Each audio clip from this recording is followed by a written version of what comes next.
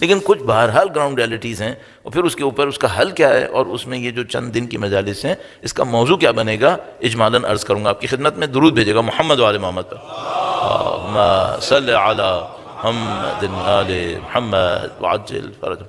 Ground reality بہت clear ہے، وہ یہ ہے کہ مثال کے طور پر کسی شخص کو ہم سوچ لیتے ہیں کہ جس نے السلام علیکم ورحمۃ اللہ دین پہ مکمل عمل کیا ہے، پوری پابندی کے ساتھ دین پر عمل کیا، اچھا دین پہ عمل کیا لیکن اس کو ایک بیماری لاحق ہوئی بھی ہے۔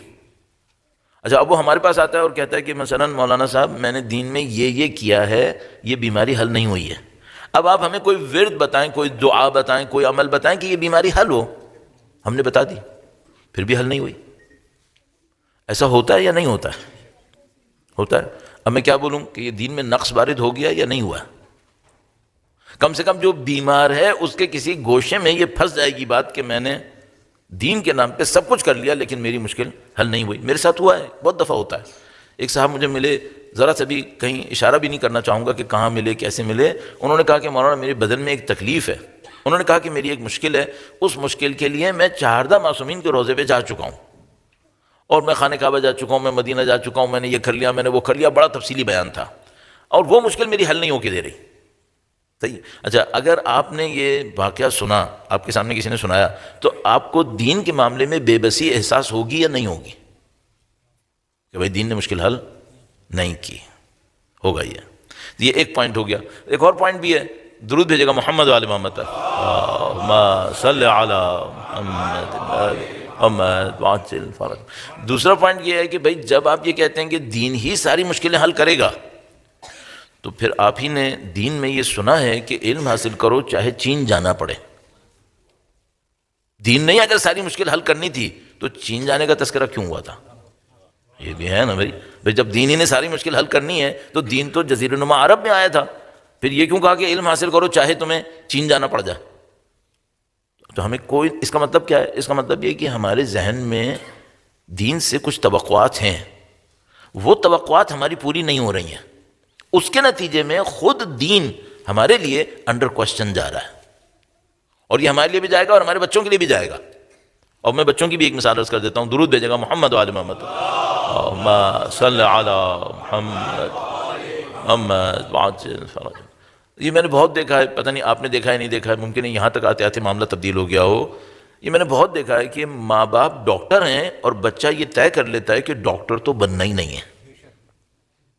میں نے دیکھا ہے، چلے میں اپنے اوپر رکھ کے کہہ دیتا ہوں، مثلا باپ مولوی ہے، بیٹا یہ کہتا ہے کہ مولوی تو بننا ہی نہیں ہے، باقی کچھ بھی بن جاؤں یہ نہیں کروں گا۔ صحیح ہے، چلو یہ تو گویا خوشگوار موڈ میں نکل گیا معاملہ۔ اب ایک اور مشکل ہے، میں باپ ہوں دیندار، تھوڑا سا سخت مزاج، میری سخت مزاجی کے نتیجے میں بچہ دین سے ہی چلا گیا، اس نے میری سختی کا بدلہ دین پہ اتارا ہے۔ صحیح ہے۔ اب میں اپنے ذہن میں سوچ رہا ہوں میں نے کیا کیا ہے؟ میں نے دین کو امپلیمنٹ کیا تھا، یہ جو بچہ مجھ سے بیزار ہو گیا، ایک نقصان، بچہ دین سے بیزار ہو گیا، دوسرا نقصان، غلطی کس کی ہے؟ ہاں مشکل پھنس گئی ہے۔ صحیح، تو یہ 2-3 پرابلمز ہیں، اور یہ لسٹ میں بہت بڑھا سکتا ہوں آپ کی خدمت میں، کہ مثال کے طور پر ممکن ہے ایسا بھی ہوتا بھی ہے وہ کہ کوئی بچہ آ کر ہم سے کہے گا کہ مولانا علم حاصل کرنا تو ہمارے یہاں واجب تھا اور نوبل ہمیں ایک بھی نہیں مل کے دیتا۔ یہ ہوا کیا ہے؟ علم حاصل کرنا تو ہمارے لیے واجب تھا اور ہمیں بغیر کسی باہر کی یونیورسٹی کی ڈگری کے کوئی اہمیت ہی نہیں دے رہا۔ اب ہوگا کیا؟ کہیں ہم شرک کے مرتکب تو نہیں ہو رہے؟ یہ سوال آئے گا نہیں آئے گا؟ چلو شرک کے مرتکب نہیں ہوئے، دین کی ایفیشنسی کہاں گئی؟ دین کی پروڈکٹیوٹی کہاں گئی؟ اسپیشلی اگر ماں باپ خاندان اہل دین تھا، دین میں بہت اچھے تھے، بچے دیندار نہیں ہیں۔ میرے پاس ایک کیس آیا جس نے، اردو میں ہم لوگ جو محاورہ کہتے ہیں نا 14 طبق روشن کر دیے، اردو میں ایک محاورہ استعمال ہوتا ہے 14 طبق روشن کر دیے۔ وہ کیس میں آپ کو سناتا ہوں، اسپیشلی جو پاکستان سے باہر رہ رہے ہیں، مسلم ممالک سے باہر رہ رہے ہیں، ان کے لیے بہت عجیب کیس ہے۔ درود بھیجے گا محمد و آل محمد پر، صلی علی محمد آل محمد وعجل فرجہم۔ یہ میرے ساتھ ہوا تھا، چونکہ اس کیس میں میں ایک بڑے ملک کا نام لینے والا ہوں، وہ آئیڈینٹیفائی ہونا بہت مشکل ہے، اور یہ کیس کامنلی ہوئے ہیں، اس وجہ سے ملک کا نام لینے میں مسئلہ نہیں ہے۔ امریکہ میں ہوا تھا، اب اسٹیٹ کا نام لوں تو شاید آئیڈینٹیفائی ہو جائے، لیکن امریکہ میں ایک خاتون ملنے آئی، کچھ اصرار کر کے انہوں نے میزبان سے ٹائم لیا 20 منٹ کا، ٹھیک ہے. تو ان صاحبہ نے کہا کہ مولانا جس اسٹیٹ میں ہم تھے اس اسٹیٹ میں ہمارا گھر 8 سال تک تقریباً، مجھے یاد آتا ہے انہوں نے کہا 8 سال تک ہمارا گھر ہی سینٹر تھا، یعنی دعائے کمیل، نماز جمعہ، عید کی نمازیں، محرم کے پروگرام، ساری ولادتیں، ساری شہادتیں سب ہمارے گھر پہ ہوتا تھا. صحیح. انہوں نے کہا کہ جو ان کے جملات تھے مجھے تھوڑے بہت یاد ہیں، کئی سال پہلے کی بات ہے. انہوں نے کہا کہ مولانا ہم نے زندگی میں کتنی نماز شب قضا کی ہیں ہمیں پتہ ہے. واجب نماز نہیں ہے ہماری بات، نماز شب کتنی قضا کی ہیں انہوں نے کہا وہ ہمیں پتہ ہے، اتنی گنی چنی ہے. سال میں 1 مہینہ نہیں 3 مہینے کتنے سال سے روزے رکھ رہے ہیں یہ ہمیں یاد نہیں ہے، یہ ہمیں یاد نہیں ہے. اس طرح کی انہوں نے 4-5 باتیں کی. اس کے بعد انہوں نے اصل دھماکہ کیا. انہوں نے کہا کہ ہمارا کوئی بچہ مسلمان نہیں رہا ہے. جب میں نے ان کی عبادتوں کی فہرست سنی تھی تو میں یہ سوچنے لگا تھا کہ بھائی اتنی پابندی سے تو میں بھی نہیں کرتا ہوں. پھر جب انہوں نے بتایا کہ ہمارا کوئی بچہ مسلمان نہیں رہا تو میں نے سمجھا کہ یہ اتنی زیادہ عبادتیں کرتی ہیں تو ان کا تو میرے خیال میں بچہ اگر دیر سے نماز پڑھے گا تو وہ بھی مسلمان نہیں ہوگا. تو میں نے کہا کہ مثلا اب وہ لوگ نماز نہیں پڑھتے، کہنے نہیں، انہوں نے اپنے مسلمان نام تبدیل کر دیے، اس طرح اسلام سے باہر گئے.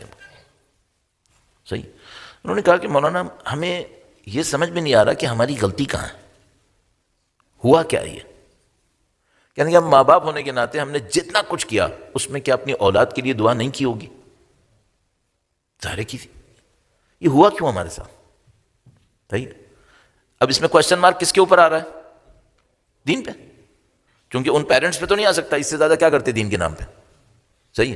اب ان بچوں کا تو ہم جانتے نہیں کہ انہوں نے کیا کیا، لیکن کوشچن سارا آ جائے گا دین کے اوپر کہ بھئی اگر اتنا کچھ ہو کر بھی بچوں نے خراب ہونا ہے تو یہ دین کی پروڈکٹیوٹی ہے کیا پھر؟ صحیح. اب مجھے ان تمام چیزوں کو دیکھتے ہوئے، اور ہم ظاہر دین کے طالب علم ہیں، ہمارا کام کیا ہے؟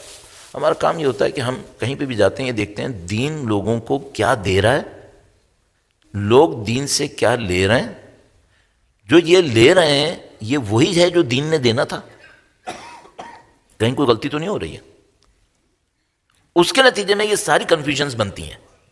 اب اس کی ایک مثال میں آپ کی خدمت میں عرض کر دیتا ہوں، شاید آپ نے بھی اس کو اپنی زندگی میں نوٹ کیا ہوگا. درود بھیجے گا محمد وآل محمد پر، صلی علی محمد وآل محمد وعجل فرجهم. ہم سب لوگ جانتے ہیں کہ سسٹم کسے کہتے ہیں. سسٹم کیا ہوتا ہے؟ ایک ان پٹ ہے، ایک آؤٹ پٹ ہے، ایک پروسیسنگ ہے، آپ کے ایک سرٹن ان پٹ ایک سرٹن آؤٹ پٹ ہے. اور یہ سسٹم ہوتے ہیں آپ کی بائی سائیکل سے لے کر گاڑی تک، ساؤنڈ سسٹم سے لے کر پتہ نہیں کہاں کہاں تک، سوشل سسٹمز، گورنمنٹ اور یہ سب سسٹمز ہیں. ہمارے پاس بعض اوقات ایسا ہوتا ہے ایک سسٹم کام کر رہا ہوتا ہے بہت سوفسٹیکیٹڈ، سب کچھ صحیح ہوتا ہے. جیسے ایجوکیشنل سسٹم، پری کلاس 1 سے لے کر لمٹ نہیں ہے کوئی ہمارے پاس کہاں تک جانا ہے. دنیا میں کتنی یونیورسٹیز ہیں اللہ ہی جانتا ہے. کتنا پیسہ ان یونیورسٹیز کے اوپر ہر سال لگتا ہے وہ بھی خدا ہی جانتا ہے. اس سیٹ اپ میں کتنے لوگ انوالو ہیں؟ بلینز. وہ علم لوگوں کو مل رہا ہے جو ملنا چاہیے؟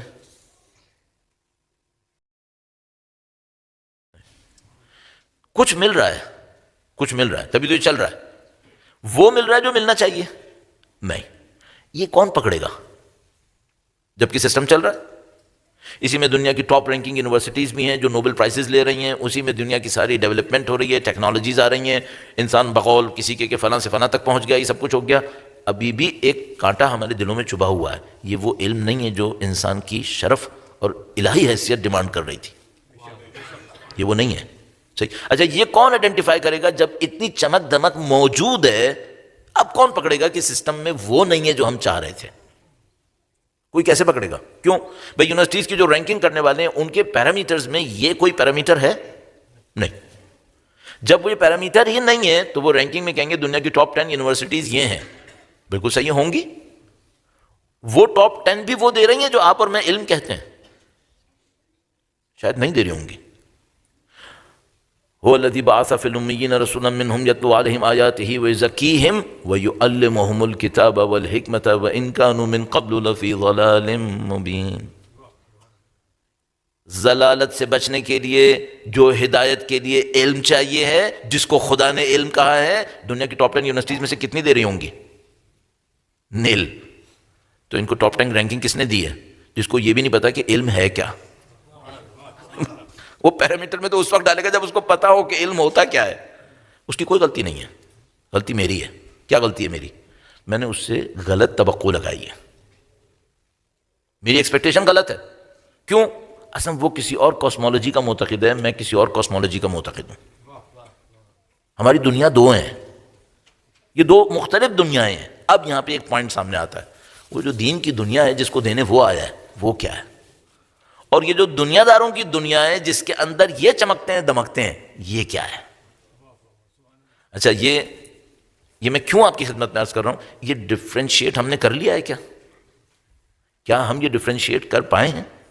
اگر خدا نہ کرے نہیں کر پائے تو پھر ایک اور بہت بڑی مصیبت ہو رہی ہے. وہ کیا؟ ممکن ہے میں بھی پوری زندگی ایک نوبل پرائز لینے کے پیچھے چلتا رہا ہوں، بعد میں مجھے پتا چلے کہ یہ نیل تھا. ایسا ہم لوگوں کی زندگی میں ہوتا ہے یا نہیں ہوتا ہے؟ میں بھی آپ کی خدمت میں عرض کرتا ہوں کہ ہوتا ہے یا نہیں ہوتا ہے. درود بھیجے گا محمد وآل محمد، صلی علی محمد وآل محمد وعجل فرج. کبھی ایسا آپ نے سوچا ہو، نہیں بھی سوچا ہو تو ابھی میں کہہ رہا ہوں تھوڑی دیر کے لیے سوچ لیجیے گا. بعض لوگوں کا حافظہ بہت تیز ہوتا ہے، بہت میموریز ان کی بہت شارپ ہوتی ہیں. بعض لوگوں کی میموریز اتنی شارپ نہیں ہوتی لیکن تھوڑی بہت چیزیں رہ جاتی ہیں. مثلا اگر میں آپ کو زحمت دوں کہ آپ سوچیں کہ جب آپ 10 سال کے تھے تو آپ کی لائف کی پرائورٹیز کیا تھیں؟ جب آپ 10 سال کی عمر میں تھے تو جن کھلونوں کے ٹوٹنے پر آپ کا دل ٹوٹ جاتا تھا، کچھ کھلونے یاد ہیں آپ کو اس دور کے، جو اگر نہ ہوتا تھا تو اتنے روتے تھے جیسے رو رو کے مر جائیں گے. کچھ یاد ہوگا آپ کو میرے خیال میں. اچھا جب آپ کی ایج 20 ایئرز ہوئی تو وہ پرائورٹیز وہی تھی. اب آپ سے 20 ایئرز میں اگر کوئی انہی پرائورٹیز کے بارے میں بات کرے آپ سے کہ تم اس چیز پہ اتنا روئے تھے، اب آپ روئیں گے یا ہنسیں گے؟ ابھی تو میں نے ہنسنے کا کہا بھی نہیں تھا تو آپ ہنس رہے تھے اپنے آپ کو یاد کر کے، میں اپنے آپ کو یاد کر کے. صحیح ہے. اچھا پھر آپ کی پرائورٹیز 20 ایئرز میں کچھ ڈیولپ ہو گئیں، پھر جب آپ 35 کے ہوئے تو پرائورٹیز سیم تھیں؟ نہیں. پھر جب آپ 50 کے ہوں گے اور ہم جیسے ہو چکے تو سیم ہے؟ نہیں ہے. اب ایک مشکل ہے، اگر مجھے مرنے سے تھوڑی دیر پہلے پتا چلا کہ میری پرائورٹیز غلط تھیں، اس وقت پھر ہنسوں گا نہیں میں، اس وقت رونا پڑے گا. ہاں پھر ہنسنے کی جگہ نہیں رہے گی، اس وقت رونا پڑے گا. کیوں؟ ٹائم ختم ہو چکا ہوگا. یہ دو چیزیں مجھے اندر سے پریشان کر رہی ہیں. ایک، ہم دین سے کچھ توقع کر رہے ہیں جس کا دین نے وعدہ نہیں کیا. جو دین ہمیں دینا چاہ رہا ہے وہ ہم لینا نہیں چاہ رہے. کیوں؟ ہماری وہ پرائورٹیز نہیں ہیں. اس بیچ میں ایک پوائنٹ ہے، اگر یہ سب اس وقت پتا چلا جب واپسی کی کوئی گنجائش نہیں ہوئی تب کیا ہوگا؟ ہاں اس وقت وہ اردو میں ایک لفظ استعمال کرتے ہیں تلسم، جس کو بعض لوگ غلطی سے تلسم بھی کہتے ہیں. وہ تلسم یعنی وہ جادو اگر اس وقت ٹوٹا جب واپسی کی کوئی گنجائش نہیں تھی، اب کیا ہوگا؟ ہاں تو ہم جیسے جو تھوڑا بہت دین کے اوپر بات کرنا چاہتے ہیں، اس وقت ہماری مشکل یہ پھنسی ہوئی ہے. اچھا اس مشکل کی وجہ سے ہم سے کیا تعلق بن رہا ہے؟ ہم سے ایک اور خطرناک تعلق بن رہا ہے، وہ بھی میں آپ کی خدمت میں عرض کر دوں اور آپ کی زحمت تمام کروں. شروع میں ویسی دیر ہو گئی تھی، آپ کے پتہ نہیں کیا کیا شیڈیول ہوں گے. درود بھیجے گا محمد وآل محمد پر، صلی علی محمد وآل محمد. ایک لفظ استعمال ہوتا ہے، ٹرم استعمال ہوتی ہے، ایگزیکٹ اردو ورڈ میرے لیے ڈھونڈنا ذرا سا مشکل بن رہا ہے. بالکل صحیح فارسی میں کسی حد تک اردو، اور بہت گاڑی اردو میں، بہت لٹرل اردو کے اندر اس کو کہتے تھے عوام زدہ ہونا. ہاں فارسی میں اس کو کہتے ہیں عوام زدگی. عوام زدہ ہونا کا مطلب کیا ہوتا ہے؟ یعنی ایک لیڈر بجائے یہ کہ اپنے پرائورٹیز پر لیڈرشپ کرے، وہ عوام کی ڈیمانڈ پر لیڈرشپ کرتا ہے. یعنی پھر وہ لیڈر نہیں ہوتا جو پبلک کو چلاتا ہے، وہ پبلک ہوتی ہے جو اس لیڈر کو چلا رہی ہوتی ہے. اچھا یہ ہوتا ہے یا نہیں ہوتا ہے؟ اتنا ہوتا ہے کہ نہج البلاغہ میں لکھا ہے کہ یہ ہوتا ہے. نہج البلاغہ میں لکھا ہوا ہے، یہ ہوتا ہے۔ اگر لوگوں کے دماغ میں دین کا تصور صحیح نہیں ہوا اور بولنے والے بھی اس عوام زدگی کا شکار ہو گئے، اب دین کہاں جائے گا؟ اب دین کہاں جائے گا؟ ہاں یہاں پہ آئے گا، وہ یہ ہوگا۔ بس اس کے اوپر میں اختتام کی طرف لے کے جاتا ہوں۔ میں پاکستان سے باہر ایک دفعہ ایک جگہ گیا، وہاں پہ ہم نے ایک مجالس کا سلسلہ کیا، وہ انجام پا گیا۔ تو وہاں پہ کچھ وہ لوگ اوپینین لیتے تھے سننے والوں سے، تو سننے والوں سے انہوں نے اوپینین لی۔ جو کمیٹی کے ہیڈ تھے انہوں نے کہا کہ مولانا ہم ہر آنے والے کے بارے میں لوگوں سے اوپینین لیتے ہیں، تو آپ کے نمبر بہت اچھے تھے۔ میں ابھی سناؤں گا، آپ ہی نہیں سوچے گا میں خود پسندی دکھا رہا ہوں، میں سناتا ہوں۔ تو انہوں نے کہا کہ آپ کے نمبر بہت اچھے تھے۔ میں نے کہا الحمدللہ، خدا کا شکر ہے، یہ ہے وہ ہے، جیسے ہم لوگ کرتے ہیں ایسے۔ اس نے کہا ویسے مولانا ایک بات ہے، جو ٹاپ والا تھا نا اس سے آپ کے نمبر کافی کم ہیں۔ چلو یہ بھی اللہ کا کرم ہے۔ کہنے کا لیکن مزے کی بات یہ ہے کہ وہ جو ٹاپ والا تھا اس نے 10 دن میں میرے نزدیک کوئی ایک بھی کام کی بات نہیں کہی تھی، لیکن اس کے پوائنٹس سب سے زیادہ تھے۔ یہ شاکنگ ہے۔ تم نے کہا کہ میرے پوائنٹس اوپر والے سے کم تھے، مجھے برا نہیں لگے گا، ٹھیک ہے، میری کیپیسٹی ہے، اس سے زیادہ میری نہیں ہے، لیکن وہ جو ٹاپ والا تھا جس کے نمبر بہت زیادہ تھے اس نے 10 دن میں کوئی کام کی بات نہیں کی تھی۔ کہنے کا نہیں مولانا کوئی کام کی بات نہیں کی تھی۔ تو میں نے کہا اس کے پوائنٹ کیوں اتنے زیادہ تھے؟ کہنے کا یہی تو مجھے سمجھ میں نہیں آ رہا کہ میری پبلک ہے کہاں پہ۔ تو میں نے کہا اس نے کیا کیا تھا؟ اب مجھے خطرہ یہ ہے کہ میں بولوں تو آپ کسی کی طرف جائیں گے کہ وہ ہوگا، تو اب یہ نہیں کیجیے گا، یہ سوء ظن ہے، یہ مت کیجیے گا۔ اس نے کہا کہ مولانا وہ 12 دن تک بندے خدا یہ بتاتا رہا کہ اگر میاں بیوی میں جھگڑا ہو جائے تو یہ کر لینا، یہ ورد کر لینا، اگر تمہاری جاب کا مسئلہ پھنس جائے تو یہ ورد کرنا، اور اگر یہ ہو جائے تو یہ کرنا۔ کہنے کا 12 دن تک اس بندے خدا نے یہی بتایا، اور یہ لوگوں کو سب سے زیادہ پسند آیا۔ اور یہ میں ایک ایسے ملک کی بات کر رہا ہوں جو دنیا کے تعلیم یافتہ ترین ممالک میں سے ایک ہے۔ صحیح ہے؟ اس کو ہم کیا کہتے ہیں؟ اس کو ہم کہتے ہیں عوام زدگی۔ اس کو ہم کہتے ہیں عوام زدگی۔ یہ ہو جاتا ہے۔ صحیح؟ تو اب سوچو ذرا یہاں پہ ہو کیا رہا ہے؟ ہو یہ رہا ہے کہ لوگوں نے دین کو سمجھے بغیر دین سے کچھ توقعات لگائی ہیں، جو دین ان کو دینا چاہتا ہے وہ لینا نہیں چاہ رہے۔ اب جو دین کے نام پر دینے کے لیے بیٹھے ہیں وہ دیکھتے ہیں جو لوگ لینا چاہ رہے ہیں۔ اس بیچ میں نقصان کس کا ہو رہا ہے؟ دین کا۔ کیوں؟ لوگ دین کے نام پہ وہ دے رہے ہیں جو دین کی پرائورٹی نہیں تھی، اور جو دین کی پرائورٹی تھی وہ کمپرومائزڈ ہے اور کسی کو اس کی کوئی پرواہ نہیں ہے۔ اس کے بعد یہ لوگ کہہ رہے ہیں کہ وہ دین کا وارث تشریف کیوں نہیں لا رہے؟ تو تمہارے خیال میں وارث آ کر بھی تمہیں وہی دیں گے جو تمہاری پرائورٹیز ہیں؟ نہیں، یہ طے نہیں ہے۔ وہ دیں گے جو دین کی پرائورٹیز ہیں۔ تو اگر میرے نزدیک وہ پرائورٹیز ہیں ہی نہیں تو میں ان کی نصرت کیسے کروں گا؟ پوائنٹ یہاں پر ہے۔ اور یہ جو میں نے جس کا تذکرہ کیا نا کہ ٹاپ رینک پہ کون سے مولانا تھے اور میں سیکنڈ آیا، یہ ہوا وہ ہوا، یہ میں عرض کر رہا ہوں، یہ کراؤڈڈ ایریا کی بات کر رہا ہوں میں، یہ کم نمبر والی مجالس کی بات نہیں کر رہا ہوں میں، ان کی بات کر رہا ہوں۔ وہاں یہ اثر ہے تعلیم یافتہ لوگوں میں۔ اس کا مطلب کیا ہے؟ اس کا مطلب ہے ہمیں تعلیم کا ایک ایلوژن ہوا ہے، ہم تعلیم کے ایک ایلوژن میں مبتلا ہیں، اصل تعلیم سے شاید ابھی ہمارا واسطہ کم پڑا ہے۔ یہ مشکل آ گئی ہمارے پاس۔ اب اس کے لیے راستہ کیا ہے؟ اس کا راستہ بہت سادہ سا ہے، بہت سادہ سا ایک راستہ ہے، اور بہت مشکل، سادہ ہے لیکن کام مشکل ہے۔ آپ کی خدمت میں عرض کروں گا، میں سوچا تھا میں یہیں پہ ختم کر لوں گا، لیکن میں ابھی ڈرتا ہوں کہ کہیں ایک جگہ پہ جا کے روکوں جو صحیح جگہ نہ ہو، تو بعد میں ایک اور سوال کھڑا ہو جائے، تو پھر میں اس کو حل کرنے کے لیے ایک اگلا پوائنٹ لے کر آتا ہوں۔ بس انشاءاللہ اب اس پوائنٹ کے اوپر ختم کرتے ہیں۔ درود بھیجے گا محمد وآل محمد، صلی علی محمد وآل محمد۔ بعض اوقات ایک سادہ سا کام کرنا پڑتا ہے، وہ کیا ہے؟ وہ یہ کہ بہت پرانی بات ہے، تقریباً 1996 سے لے کے 2007 تک میں نے ایک اسکول میں پڑھایا تھا، اور وہ ہم لوگ وہ اسکول تھا، وہ اس میں کیمرے سسٹم تھا، تو ہم وہاں پہ پڑھاتے تھے۔ تو وہاں پہ کچھ بچے ایسے ہوتے تھے جو شروع سے کانسیپٹس کی ایسے ہی مکس اپ ہو کر اوپر آ جاتے تھے کلاس 9-10 تک، اور اس کے بعد پھر وہ دھڑا دھڑ فیل ہونا شروع ہو جاتے تھے۔ جو 9-10 تک تو انہوں نے کلاس 7-8 تک تو چلا لیا ہوتا ہے، لیکن جب وہ 9-10 تک آتے ہیں اور ان کو ایک سرٹن اسٹینڈرڈ کا سامنا کرنا پڑتا تھا تو وہ مصیبت میں پھنس جاتے تھے۔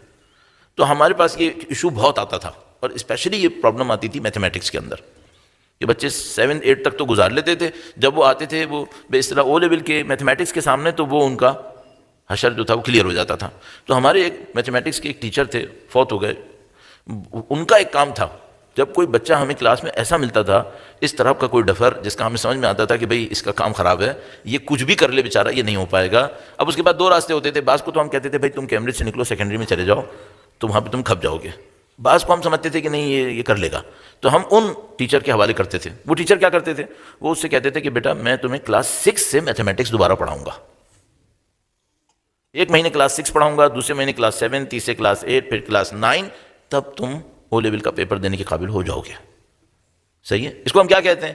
اس کو ہم کہتے ہیں بیک ٹو اسکوائر ون. صحیح ہے؟ اس وقت ہمیں دین میں یہ کرنے کی ضرورت ہے. ہاں، اتنا مکس اپ ہو گیا ہے، اتنی عوام زدگی ہو گئی ہے، اتنی ہماری توقعات مکس ہو گئی ہیں دین کے معاملے میں، اور دینے والوں نے کیا دے دیا اور لینے والوں نے کیا لے لیا. بعض اوقات یہ ضروری پڑ جاتا ہے کہ بھائی اب بیک ٹو اسکوائر ون جائیے، ایک ایک اینٹ رکھ کے دوبارہ بنانا شروع کر دیں. سمپل کام یہ کرنا.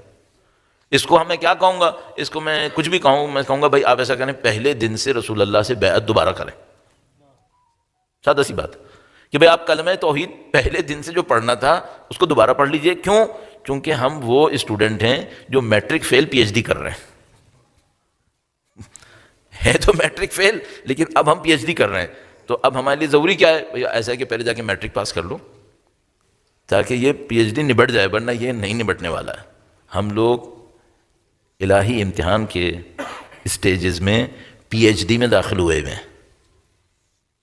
یہ فتنوں کا وہ زمانہ ہے جس میں ایمان کی پی ایچ ڈی ہی بچا سکتی ہے.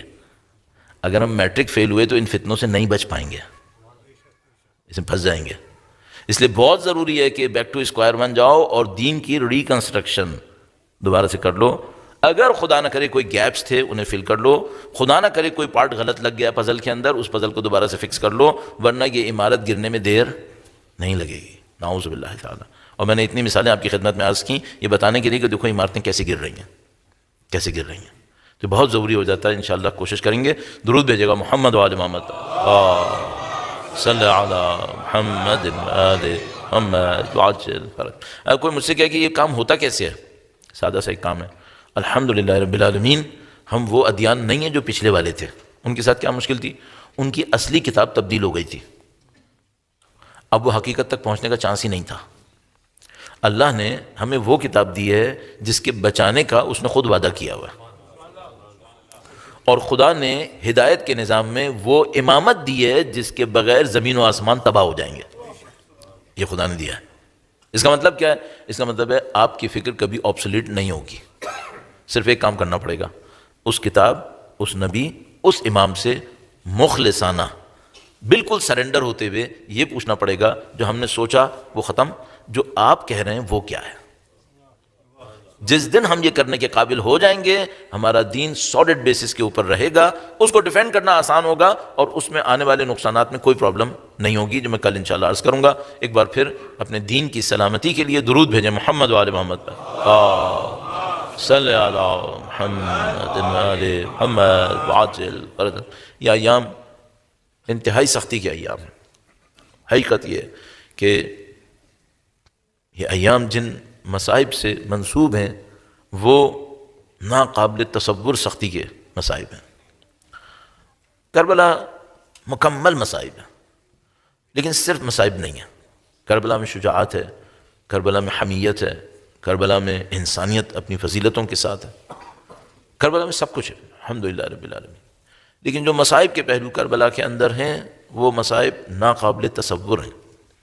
آیت اللہ بہجت سے کسی نے ایک دفعہ مصائب کی ایک تفصیل پوچھی. کبھی موقع ہوا تو میں آپ کی خدمت میں مصائب کا وہ حصہ بھی عرض کروں گا، لیکن اس موقع پر اس تفصیل کو بتانے سے پہلے آیت اللہ بہجت نے ایک جملہ لکھا. انہوں نے لکھا کہ سید الشہداء پہ وہ مصائب ٹوٹے جو عقل بشری سے باہر ہیں، توان بشری سے باہر ہیں، وہ مصائب ٹوٹے. ہم جہاں کہیں بھی حاضر ہونے کی سعادت حاصل کرتے ہیں، چاہے خمسہ ہو چاہے عشرہ ہو، ہماری پہلی کوشش یہ ہوتی ہے کہ کم سے کم پہلے دن کے مصائب بی بی ام الائمہ کے نام پر پڑھے جائیں. ظاہر ہے کہ معاملہ تو کربلا کا ہے، ایام 40 کے ہیں، لیکن یوں لگتا ہے جیسے سب کے سب مدیون ہیں بنت رسول اللہ کی قربانیوں کے، بی بی سیدہ طاہرہ کی قربانیوں کے مدیون ہیں. بی بی کی ہستی میں غم کا کوئی ایسا پہلو ہے، اور یہ میں نے مختلف زبانوں میں دیکھا ہے، فارسی میں بھی، عربی میں بھی، اردو میں بھی. اب بعض اوقات بیوی کی ہستی کے فضائل بیان کر رہے ہوتے ہیں، لیکن لوگ ان فضائل کو سن کر بھی رو رہے ہوتے ہیں۔ بیوی کی ہستی میں کوئی ایسا معاملہ ہے، غم کا پہلو چھپا ہوا ہے۔ یعنی میں نے خود بعض اوقات دیکھا ہے، کئی دفعہ دیکھا ہے کہ میں بعض اوقات فضائل عرض کر رہا ہوتا ہوں کہ جب بیوی تشریف لاتی تھیں تو اللہ کے نبی اپنی جگہ سے کھڑے ہو جایا کرتے تھے۔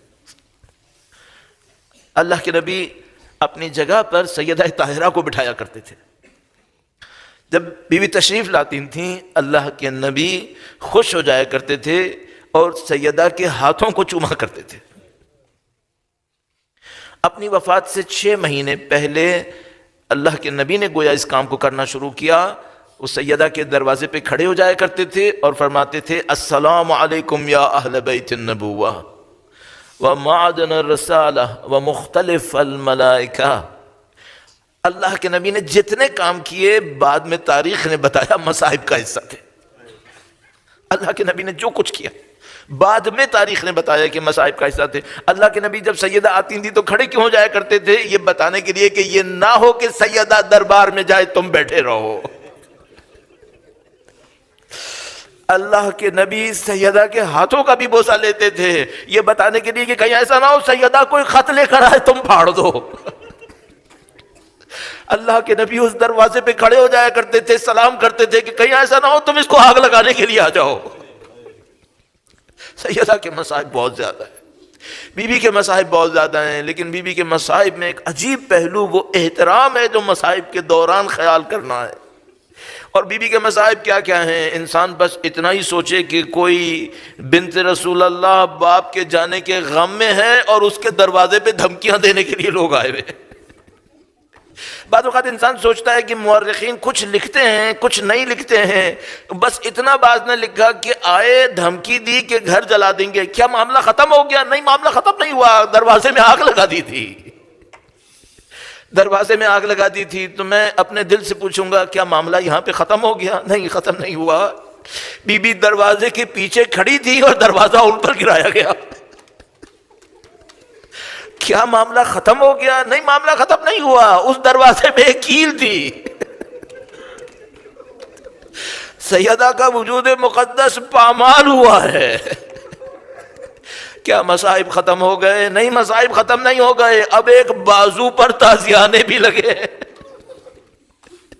ایک تماشا بھی لگا ہے۔ کیا معاملہ ختم ہو گیا؟ نہیں، ختم نہیں ہوا، اب علی کے گلے میں رسی ہے۔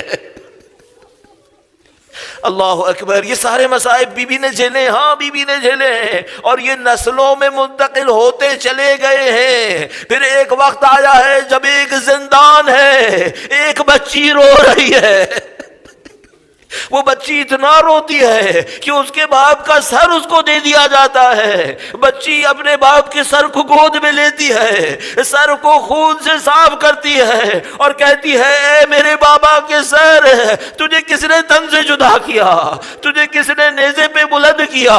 اور وہ اتنے مصائب پڑتی ہے، روتے روتے ہچکیاں بند جاتی ہیں۔ بس ایک موقع پر ایک خواب دیکھتی ہے، بچی جاگ جاتی ہے، گویا بزرگ جمع ہو جاتے ہیں، بچی سے پوچھتے ہیں بیٹا کیا ہوا؟ فرمایا میں نے ایک خواب دیکھا ہے۔ کہا کیا خواب دیکھا؟ کہا میں نے خواب میں دیکھا کہ آسمان سے کچھ سواریاں زمین پہ اتر رہی ہیں، اماریاں اتر رہی ہیں، اس میں بیویاں تشریف لائی ہیں، سب سیاہ پوش ہیں، سب گریہ کر رہی ہیں۔ بچی کہتی ہے میں نے لوگوں سے پوچھا یہ بیویاں کون ہیں؟ انہوں نے بتایا کہ یہ بی بی حوا ہیں، یہ بی بی آسیہ ہیں، یہ بی بی مریم ہیں، یہ بی بی خدیجہ ہیں۔ پھر کہا میں نے دیکھا چاروں خواتین ایک بی بی کو سہارا دے رہی ہے، دلاسا دے رہی ہے۔ میں نے پوچھا یہ کون ہے؟ کہا یہ آپ کی جدہ ماجدہ فاطمہ زہرا ہے۔ کہا میں نزدیک گئی، میں نے بی بی سے کہا بی بی آپ کی امت نے ہمیں بہت ستایا ہے۔ روایت پڑھنے والے پڑھتے ہیں کہ بی بی نے جب بی بی کو دیکھا، یتیمہ کو دیکھا تو پوچھا بچی یہ بتاؤ تمہارے کانوں کے زخم کیسے ہیں؟ بس بیوی نے بچی کو تسلی دی، اور تسلی دینے کے بعد کہا تمہاری تکلیف کے دن ختم ہو جائیں گے، تمہیں ان تکلیفوں سے نجات مل جائے گی۔ گویا چوتھے امام نے فرمایا انا للہ و انا الیہ راجعون، بس ایک وقت آنے والا ہے، ایک بچی کا چھوٹا سا جنازہ ایک قید خانے میں ہے، اور امام مظلوم جو باپ کو بے گور و کفن چھوڑ کر آیا تھا اب اس بچی کے لاشے کے سامنے ہے۔ الا لعنۃ اللہ علی القوم الظالمین وسیعلم الذین ظلموا ای منقلب ینقلبون۔ پروردگارا اس قلیل کو اپنی بارگاہ میں قبول فرما، ان کے وارث کے ظہور میں تعجیل فرما، اس یتیمہ کی شہادت کے صدقے میں امام کے ظہور میں تعجیل فرما، ہمیں نصرت کی سعادت اس راہ میں شہادت نصیب فرما۔ ماتم حسین